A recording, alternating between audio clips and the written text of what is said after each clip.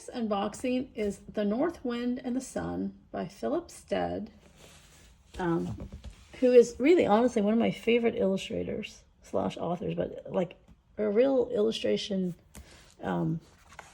incredible talent.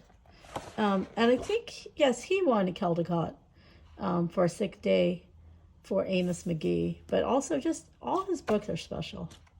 So this is published by Neal Books.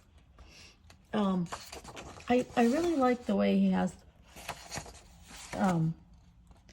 there's like such delicacy the way he draws faces. And so I don't know if this is a retold fable of the North Wind and the Sun, you know, when they compete and they say they can take someone's coat off, and they have like different ways that they approach, like who is the greater, you know what I mean, between the sun and the wind, north wind, who's more powerful. But it's interesting. So the book starts off, you know, normal, like, you know, and then the second page, it goes from horizontal to vertical. So this is where the sun is coming in. Oh, and then you turn it the other way for the north wind, who looks a little bit like not as nice. So yes, this is definitely the story of that fable.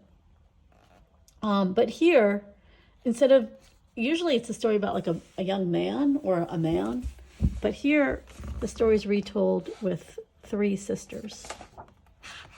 And are they young? Oh, it's hard to, no, I don't think they're young. It's just three sisters. And so here they are, kind of, you know, competing. And, you know, he's giving the story a different twist by having three sisters and just giving more dialogue between the north wind and the sun, and kind of putting some context behind why the north wind would be so mean. And so the sisters are kind of supplying this backstory to analyze the north wind, saying, you know,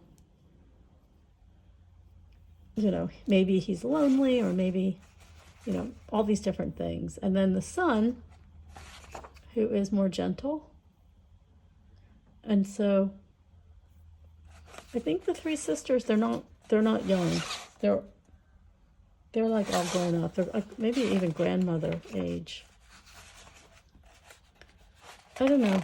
So it's like, I thought the three sisters were young, but they're not. So it's almost like they're using their life wisdom as part of, you know, dealing with the situation of hardships, and also gifts, I would say, and kindness.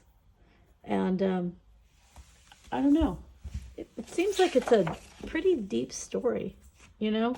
Like he took what is essentially like a pretty well-known fable and just added all kinds of layers. And I think it's great to think about it like that. And it just gives you more understanding and empathy, like when you deal with situations where people are unkind. And of course, he's so incredibly talented in terms of illustrations. And they're very kind of accessible and, you know, like relatable. I think he just used colored pencils. But yeah, as always, you know, he's, you know, like a genius. He's like so gifted. It looks great. So just another way to take a deep dive into a well-known fable and make the lesson like more about understanding and empathy, that I think makes kids think more when they encounter that. So I think that's good. It's valuable. So thank you to Holiday House and Neal Books for sending me this, and thank you for watching.